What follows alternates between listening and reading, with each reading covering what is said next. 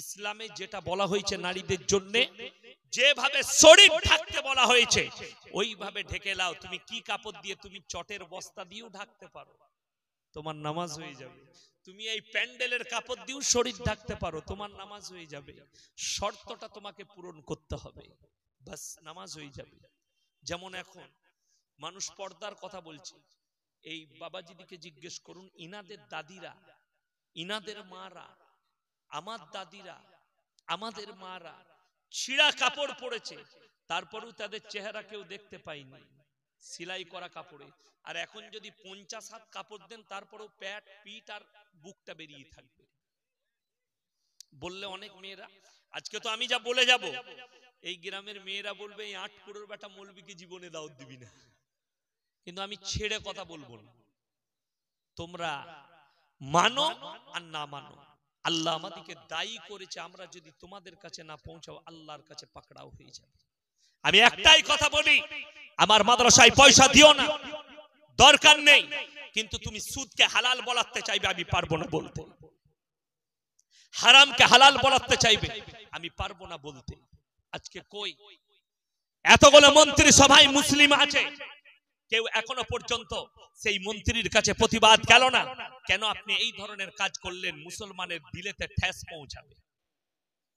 নূপুর শর্মা বিপক্ষ দলের মেয়ে, ওই জন্য খুব লাপালাপি ঝাপাঝাপি হলো। এর বিরুদ্ধে ঝাপাঝাপি কর নাই, মুসলমান ঘুমিয়ে আছে, বলছে আমাদের ইমান তাজা। কতটা ইমান তাজা আমি বুঝে নিয়েছি। তুমি কার চামচাগিরি করছো আমি বুঝে নিয়েছি, কার পা চাটতে চাইছো বুঝে নিয়েছি। আমাদের মতো মৌলবীর মুখ খুলিও না। আমি কেন বলছি শুনেলেন? আমি বোম্বেতে ছিলাম, যখন নূপুর শর্মা কুরুচিকর মন্তব্য করেছে নবীজি সম্পর্কে, তখন কিন্তু জলসার সিজন ছিল না, বর্ষার সময় ছিল, ঠিক কিনা? তখন আমাদের অফ সিজন। আমি বোম্বে সফরে ছিলাম, যে কোনো কাজে গিয়েছিলাম মাদ্রাসা। তো আমি সকালবেলায় চা খেতে উঠেছি, ফজরের নামাজ পড়ে হোটেলে গেলাম, একটা উমর হোটেল বলে, চা খেতে বসেছি। আমার ফেসবুকে মেসেজ ঢুকলো, খুলে দেখলাম ফেসবুকে আমার আর আমার আব্বার ফটো দিয়ে আছে, আর পশ্চিম বাংলার জমিয়তে উলামা হিন্দের গ্রুপ লেখা আছে। সেখানে ছেড়েছে এই দুই মোল্লাকে, বাপ বেটাকে কোনো প্রতিবাদ সবাই খুঁজে পাওয়া যায়নি, লিখেছে। আমি বললাম আমি কি অপরাধ করলাম?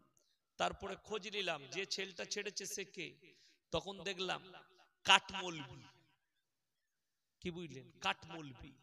এদের দ্বারা সমাজ ক্ষতিগ্রস্ত হচ্ছে, বড় কষ্ট লাগে। আমি তাদেরকে বুঝিয়েছি, শোনো, প্রতিবাদ কাকে বলো তোমরা জানো না। এখন আমি খুঁজছি সেই পাঁঠাটা কোথায় আছে, প্রতিবাদ করলি না। সেই মৌলবীটাকে খুঁজছি, পাঁঠা মৌলবীটাকে। কোথায় লুকিয়ে আছিস তো পশ্চিম বাংলার মাটিতে? আমার বাপ বেটার ফটো পোস্ট করেছিলি, এখন কোথায় তুমি? পোস্ট করো, যাও মন্ত্রীর বিরুদ্ধে বলো, জুতো খাবি। কিন্তু আমি বলে যাচ্ছি আর বলবো, মৃত্যুকাল পর্যন্ত অন্যায় করলে অন্যায়ের বিরুদ্ধে প্রতিবাদ করব। প্রতিবাদ রাস্তায় নেমে করা যায় না, লোকের দোকান ভাঙচুর করে করা যায় না, লোকের পার্টি অফিস ভাঙচুর করে প্রতিবাদ হয় না। প্রতিবাদ করলে জবানের দ্বারা হয়, আখলাকের দ্বারা হয়, দুয়ার দ্বারা হয়। আমি দোয়া করেছি, আল্লাহ তুমি নূপুর শর্মার তকদিরে যদি ঈমান লেখা থাকে ঈমান দাও, তা না হলে তাকে পৃথিবীর মানচিত্র থেকে মুছে দাও। জোরে বলুন আল্লাহুম্মা আমিন। আপনি ঈমানকে বাঁচাবেন কি করে? আপনার মধ্যে প্রতিবাদী ভাষা নেই, আপনি ঈমানকে বাঁচাবেন। আজকে হাত তুলে সবাই বলুন 5 ওয়াক্তের নামাজি হব। জোরে বলুন ইনশাআল্লাহ। আবার যুবক যুবতী সকলকে বলে যাচ্ছি, নামাজ কেউ ছাড়বেন না। নামাজ এমন একটা ইবাদত, যারা ভাবেন যে নামাজ কেন পড়বো, তাদেরকে বলে যাই যারা অশ্লীল কাজ করে, যারা নোংরা কাজ করে, তাদেরকে বলে যাই যারা অশ্লীল কাজ করেন, তাদেরকে বলছে আমার ভাই জানেরা, আমার মায়েরা, যারা অশ্লীল কাজে লিপ্ত আছেন, যারা মনে করছেন নামাজ পড়ে কি লাভ হবে, কোরআন বলেছে ইন্নাস সালাতা তানহা আনিল ফাহশাই ওয়াল মুনকার। নিশ্চয়ই নামাজ এমন একটা ইবাদত, মানুষকে খারাপ কাজ থেকে সরিয়ে ভালো কাজের দিকে নিয়ে যায়। জোরে একবার বলুন সুবহানাল্লাহ। আমার ভাই সবাই নিয়ত করেলেন, আজ থেকে নামাজ কেউ কাজা করব না, নিজেদের সন্তানকে করতে দেব না। জোরে বলুন ইনশাআল্লাহ। দ্বিতীয় নম্বর, হারাম কাজ থেকে নিজেদেরকে বিরত রাখুন। হারাম কাজ থেকে। আমি আপনাদেরকে শোনাই, একটা জিনিস শুনেলেন, মদটা হারাম না হারাম নয়? যে কেউ একজন হাত তুলে বলুন আমি জানি না মদ হারাম, এরকম মানুষ আছে? পশ্চিম বাংলায় নাই এরকম মুসলমান, সকলে জানে মদ হারাম। শুনেলেন, মদের দ্বারা যারা মদ পান করেন কতগুলো ক্ষতি বলে দিই। 1 নম্বর ক্ষতি হচ্ছে তোমার পাপ, তোমার গুনাহ, তুমি জান্নাত পাবে না, হারাম। 2 নম্বর ক্ষতি হচ্ছে তোমার শারীরিক ক্ষতি, অর্থের ক্ষতি, সামাজিক ক্ষতি, পারিবারিক ক্ষতি। আমাদের সমাজের লোক অনেক বিড়ি সিগারেট খায় না? হ্যাঁ, তাদেরকে এখনই যদি জিজ্ঞেস করি তোমাদের ইমাম যদি সিগারেট খায় নামাজ পড়বে, বলবে না, তাকে কালকে তারা বই মৌলবীর পেছনে নামাজ পড়ে সিগারেট খাচ্ছে, আর তারাই আবার করে বিড়ি টেনে এসে নিয়ত বেঁধে নামাজ পড়ে। বড় কষ্ট লাগে। আপনি কোনদিন আপনার স্ত্রীকে জিজ্ঞেস করেছেন আমি যে বিড়ি খেয়ে তোমার পাশে শুই আমার মুখের গন্ধটা তোমাকে কিরকম লাগে? ভেবে বলতে পারবে না। তারা কাতরে অন্তরে কাঁদে, কিন্তু স্বামী বলে প্রকাশ করতে পারে না, শুয়ে নেয়। স্বামী মদ খেয়ে বাড়িতে আসে, গাঁজা খায়, সিগারেট খায়, স্ত্রী কিছুই বলতে পারে না। জানেন মায়েরা কত সহ্য ক্ষমতা রাখে? আপনার রাগ, আপনার ক্রোধ, আপনার ক্রোধ, আপনার ঝাঁঝানো সবকিছু তারা সহ্য করে, তারপরেও জীবন যাপন করে। জোরে বলুন মায়ের দিকে আল্লাহ কত সুন্দর বানিয়েছে, জোরে বলুন সুবহানাল্লাহ। একটা ছোট্ট করে বলে দিই, যদি কেউ ফোন করে, হ্যালো তুমি কোথায় আছো? আমি বাজারে আছি। ভাত খাবে না? জ্বালাবি না, আমি ঠিক যাচ্ছি, সময় খেয়ে নেব। বউ ফোন করেছে, ঝাঁঝালো একদম কথা, ক্রোধের সঙ্গে কথা, স্ত্রী কষ্ট পেল। আর যদি প্রেম,